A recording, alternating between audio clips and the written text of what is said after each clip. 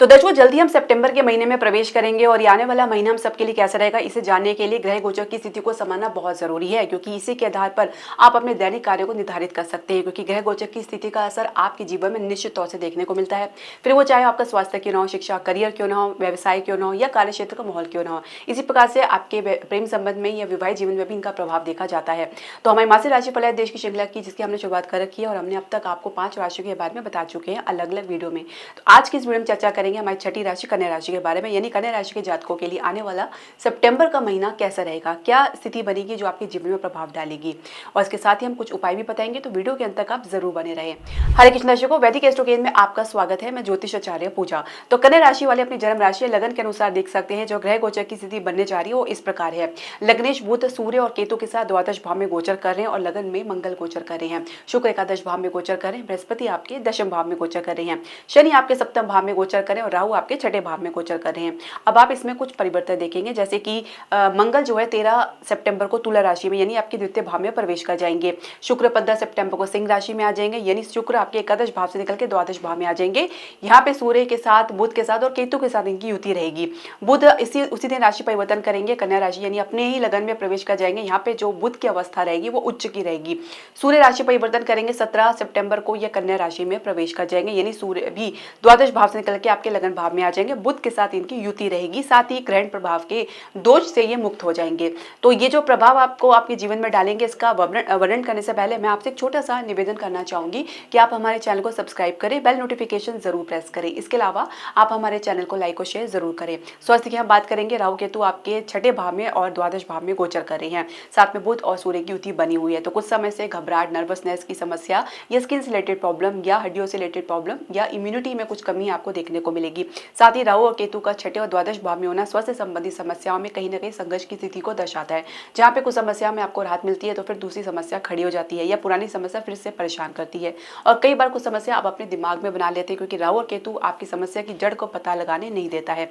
तो ऐसे में शांत भाव में रहकर और अपने दिमाग को सही दिशा में लगा के और योग और मेडिटेशन में जरूर लगाएं, और कहीं ना कहीं इसी के आधार पर ही आप अपनी मेंटल एंजाइटी से, स्ट्रेस से बाहर निकलेंगे।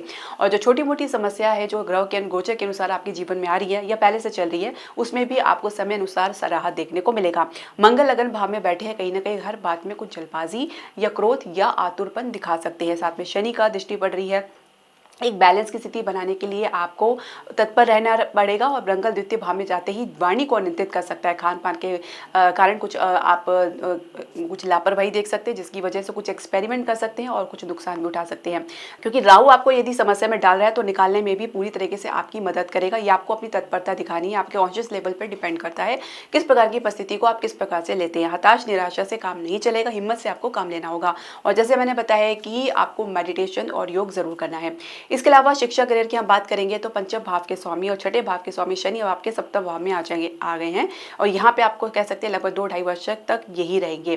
तो शनि आपकी जो स्ट्रगल है, आपकी जो मेहनत को आगे बढ़ाने का काम करेंगे। फिलहाल शनि अपनी पोजीशन में थोड़ा सा आपको सुधार लेकर आएंगे, कुछ आगे लेकर आएंगे, कुछ अपने करियर के बारे में कुछ आप गंभीरता से विचार करेंगे और कंपटीशन में अच्छी सफलता मिल सकती है। आपको ग्राउंडेड रहने की आवश्यकता है, कल्पनाओं की बजाय वास्तविक स्थिति को समझे, जल्दबाजी ना दिखाए। मंगल और शनि आपको कहीं ना कहीं संघर्ष के बाद विजय दिलाने के लिए आपका जो मदद करेंगे, आपकी सहायता करेंगे। इसके अलावा कोई आपको गुरु का मार्गदर्शन मिल रहा है या कुछ अपने का मार्गदर्शन मिल सकता है, खासकर कला के क्षेत्र में, डिजाइनिंग के क्षेत्र में, आर्ट के क्षेत्र में। इसके अलावा आपको अगर कैंपस प्लेसमेंट में प्रयास कर रहे हैं तो उसमें भी आपको अच्छी खासी सफलता मिलती नजर आ रही है।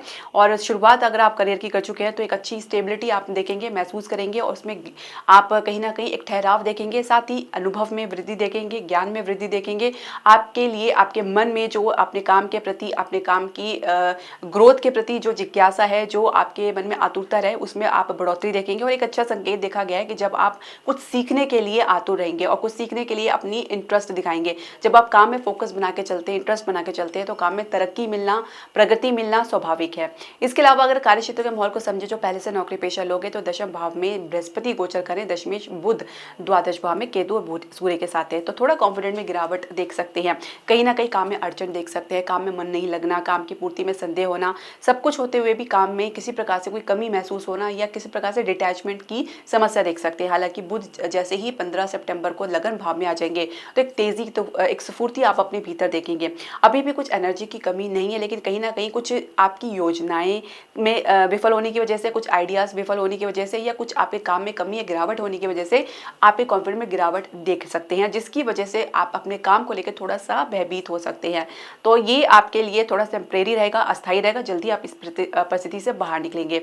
नई जॉब के प्रयास में आपको निश्चित तौर से सफलता मिलती नजर आ रही है और अपनी पूरे कॉन्फिडेंट के साथ आप आगे बढ़ेंगे। मध्य सितंबर के बाद का समय आपके लिए बहुत ही बढ़िया रहने वाला है। अब तक जो भी कमी बनी हुई है, जो भी रुकावट अवरोध बना हुआ है, वो भी दूर होता हुआ नजर आएगा। अधिकारी और सीनियर्स के साथ भी जो संबंध में गिरावट बनी हुई है वो भी आपके दूर होती नजर आएगी। अब आपके व्यवहार पर ये डिपेंड करता है कि आप लाभ को किस प्रकार से लेते हैं। शुक्र आपको अच्छा खासा लाभ शुरुआत में देता नजर आ रहा है, हालांकि बाद में शुक्र की युति केतु के साथ द्वादश भाव में रहेगी और थोड़ा सा आपको सावधानी बरतनी होगी, खासकर किसी महिला कलीग के साथ आप अपने व्यवहार को करने में।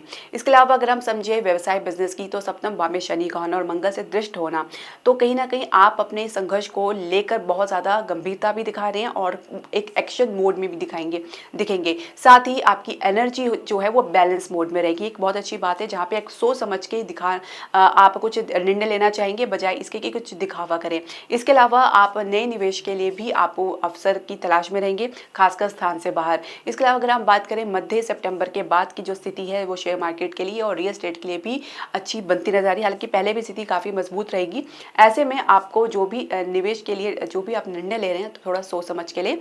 इसके अलावा राहु की दृष्टि आपकी द्वितीय भाव में पड़ना, तो बजट को लेकर आप बहुत ज्यादा उम्मीद लगाकर बैठेंगे और कहीं ना कहीं आप अपने बजट को लेकर भी एक एस्टिमेट बनाने में कुछ विफल हो सकते हैं। कुछ आपको अधूरी जानकारी के आधार पर भी कुछ आपको विफलता मिल सकती है।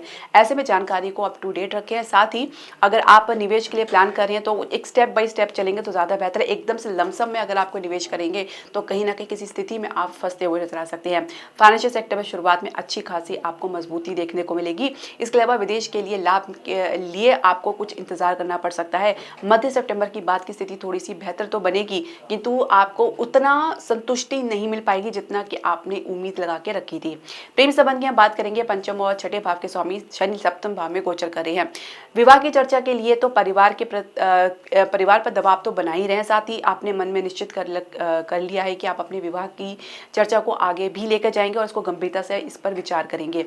साथ ही अगर हम समझे तो बृहस्पति दृष्टि चतुर्भाव में पड़ रही है, तो कहीं ना कहीं किसी अनुभवी व्यक्ति या किसी बुजुर्ग व्यक्ति का आपको सानिध्य प्राप्त होगा, मार्गदर्शन प्राप्त होगा।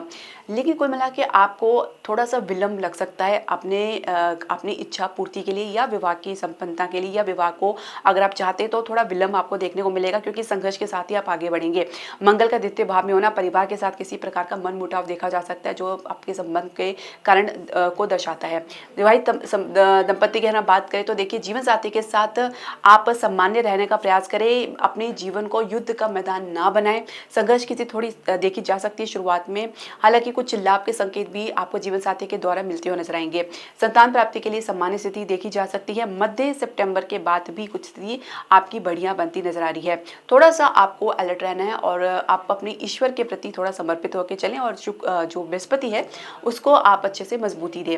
इसके अलावा अगर हम बात करें आपके संतान की जो पहले से है, तो उनसे भी आपको संतोष प्राप्त होगा, कुछ लाभ के संकेत भी देखने को मिल सकते हैं। अब बात कर लेते हैं कुछ उपायों की, तो बुध का उपाय आपको जरूर करना है, क्योंकि बुध आपके द्वादश भाव में गोचर करें। हालांकि मध्य सितंबर तक आपको थोड़ा सावधान रहने की आवश्यकता है, लेकिन अगर आप प्रत्येक बुधवार को आप गाय को हरा चारा खिला सकते हैं तो बहुत अच्छी बात होगी। इसके अलावा आप चाहे तो ओम श्री गणेशाय नमः का 108 बार नित्य जाप करें, आपके जितने भी विघ्न है, संकट है, गणेश जी दूर करेंगे। इसके अलावा आप चाहे तो अपने बृहस्पति का उपाय करें, जो सप्तमेश भी है। हालांकि बृहस्पति की पोजीशन काफी बढ़िया बनी हुई है, दशम भाव में गोचर करें, जो आपके जीवन में ठहराव और स्थायित्व को दर्शाता है। साथ ही बृहस्पति को मजबूती इसलिए भी देनी है क्योंकि बृहस्पति जो है राहु के प्रभाव में रहेंगे, यानी गुरु चंडालियों का निर्माण हो रहे हैं सबकी कुंडली में। तो ऐसे में जो अगर आप अवरोध का सामना करेंगे या आपके कार्य क्षेत्र में, आपके पर्सनल लाइफ में, तो आपको बृहस्पति को बृहस्पति को उपाय करना ही करना है। तो बृहस्पति के लिए आप प्रत्येक बृहस्पतिवार को पीली वस्तु का दान कर सकते हैं और भीगी हुई चने की दाल और गुड़ आप गाय को खिला सकते हैं, या आप मंदिर में सिंपली एक कटोरी चने की दाल और उसमें गुड़ डाल के आप आप मंदिर में दे सकते हैं। इसके अलावा ओम नमो भगवते वासुदेवाय नमः का 108 बार नित्य जाप करें। अगर हो सके तो विष्णु सहस्त्रनाम का पाठ अवश्य करें। ये उपाय आप लगातार करते रहें और संकल्प विधि के साथ अगर आप करें तो और भी अच्छा होगा। तो दर्शकों, आपके जो भी प्रश्न, सजेशन या क्वेरी आप हमारे कमेंट बॉक्स में ज़रूर डालें। हरे कृष्णा।